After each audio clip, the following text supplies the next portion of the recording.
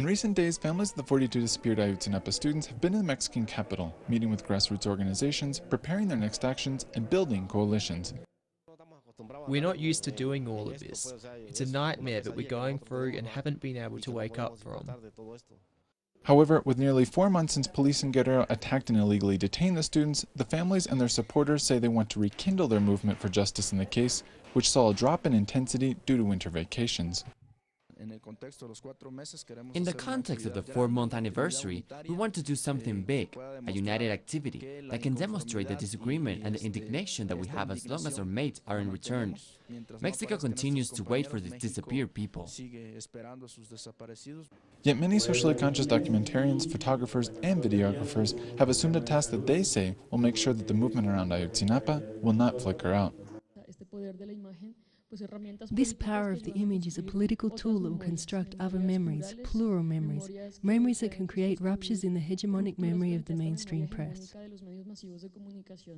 These visual activists say they hope that their images will ingrain a lesson into Mexico's collective conscious to be constantly wary of allowing for future Ayotzinapa tragedies to repeat. Clayton Khan, teleSUR, Mexico City. According to the defense authorities of Honduras, the Vice President Ricardo Álvarez has accused the chief of the military, General Freddy Diaz, of making threats against his life after his original choice was not able to accept the promotion.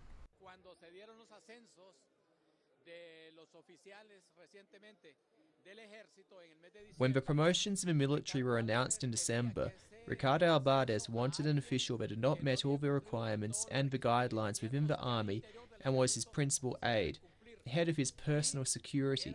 He wanted him to be promoted, but this official had personal problems that meant he could not accept the promotion, and that's the origin of this discussion. This has created problems between him and the head of the central command of the military.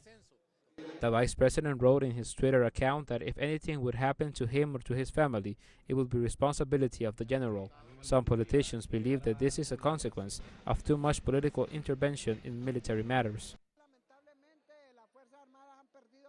Unfortunately, the armed forces have lost their independence. There is a tendency to politicize them, and definitively there is no respect for the constitutive law of the armed forces.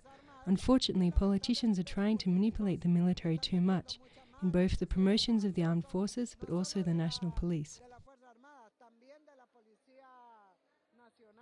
The security of the President and Vice President in Honduras is provided by the military forces, and the accusations could mean new confrontations between the military and the executive, such as the ones that happened during the coup d'etat 5 years ago.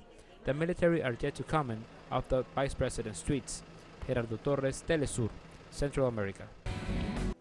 For the UN Humanitarian Coordinator for Colombia, Fabrizio Hochschild, a great paradox of armed conflict is that by preventing access to remote areas, it is ironically protecting the environment. However, international experience in Angola, Democratic Republic of Congo, and Guatemala have shown that once a war-torn country steps into a post-conflict period, environmental protection becomes a major challenge. And that's the case in Colombia. The conflict is in some of the most environmentally important areas.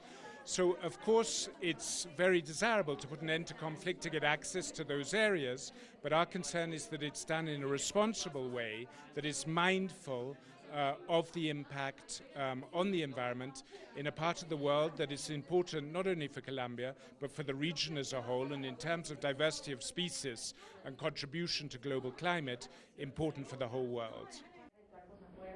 The implementation of a peace accord in Colombia would imply infrastructure development, introduction of new markets, expansion of agriculture, removal of mines and substitution of illegal crops. The UN report expressed concerns over the environmental impact and offered some recommendations. Before building new roads to access those areas, they have to say, well, what's going to be the environmental impact? Before conceding new mining interests, they have to make sure that the companies that will move in there will mine responsibly and work together with the local communities. They have to look for economic models locally that are environmentally sensitive. Colombia's former Minister of Environment, Manuel Rodriguez, also agrees that the environmental issue is a huge challenge that needs to be addressed within the framework of proper land distribution. En Colombia, si no se le da Many countries that have also faced post-conflict periods did not resolve their agrarian conflicts. So, if Colombia does not give proper land access to the people that need it, And if these lands are not distributed within agricultural borders, farm workers might end up deforesting marginalized lands for survival purposes. The same applies to people who will dispose their arms eventually. Gente que ha estado en armas. The UN report recommends that territorial planning be considered crucial in the construction of a sustainable peace in Colombia, and that this should be done in coordination with the local communities. This last point is particularly important considering that land distribution has historically been at the core of Colombia's long-standing conflict. From Bogotá, Natalia Margarita, teleSUR. The last time such a high-level U.S. government official visited the island was in the 1970s. First on the agenda, immigration and the logistics of reopening a U.S. embassy in Havana. In his State of the Union address on Tuesday, President Obama congratulated his administration for making history. When what you're doing doesn't work for 50 years, it's time to try something new. The U.S. Departments of Commerce and Transportation recently made it possible for certain types of travel to Cuba. New regulations will ease telecommunications business there, but real change has yet to come. It's important to keep in mind that the U.S. embargo is still in place, and so there's not going to be a huge flood of U.S. trade or any U.S. investment. That's all still illegal. Illegal and, according to activists, unproductive.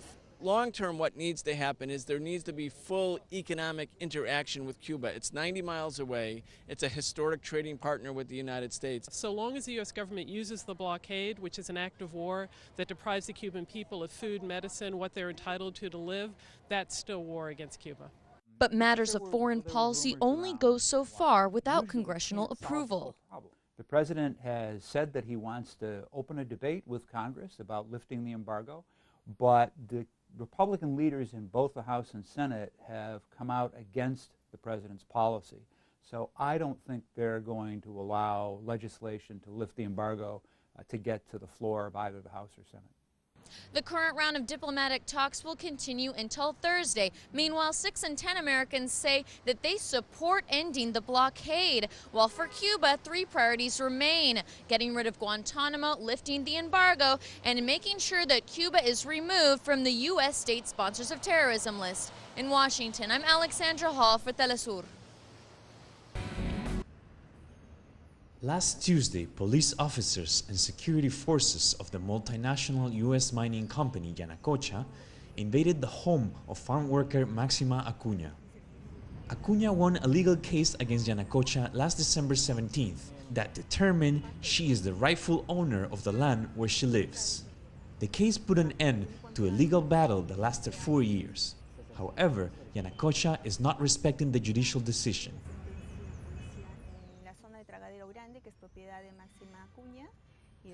In the Tragadero Grande area, where the property of Maxima Acuña and her family is, a contingent of 20 police officers came in to prevent her from planting and fixing up her house, which had been damaged by the rain and the environment of the highlands. This is something that they have done previously, and this year they are doing it again. Multinational corporations often hire police officers. The law allows police to work for other entities on their own time. However, in remote areas, the lines between the private and public duties of the officers are often completely blurred. Such situations are clearly illegal, but are the results of decades of neoliberal policies, according to analyst Marisa Glave. Practically everything that blocks a mining project is seen as an enemy of development or is seen as a sign of something that needs to be eliminated. Therefore, the government eliminates environmental protections and impact studies, reduces the number of studies required for a project and the capacity of institutions to oversee whether there are environmental impacts, and also reduces the protections of citizens, such as in the case of Maxima. Maxima's case is not isolated. Glave points out that there are a great number of documentary reports from farm workers and peasant communities who have denounced being defrauded by those running large mining projects. They also claim that they don't have the tools to negotiate with or protect themselves against the moves of those companies. Reporting from Lima, Peru for teleSUR, Rael Mora. Syria's Foreign Minister Walid al-Muallim stated that the priority now at this stage is to respond the Israeli allies in Syria.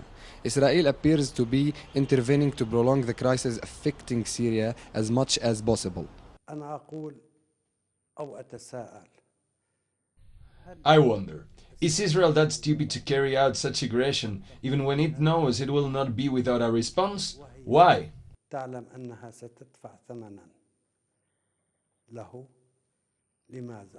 The Syrian people seeking the end of the crisis in their country are wondering what the response will be from Syria, Iran and Hezbollah. The Syrian people are waiting for the response to the Israeli attack from the excess of resistance.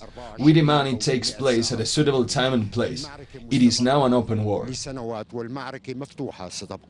On the other side, the Israeli army has raised its security alert to a very high level and has mobilized its elite forces to the borders and moved the Iron Dome rocket system to its northern borders. Nashwan Abdullah, teleSUR, Damascus, Syria.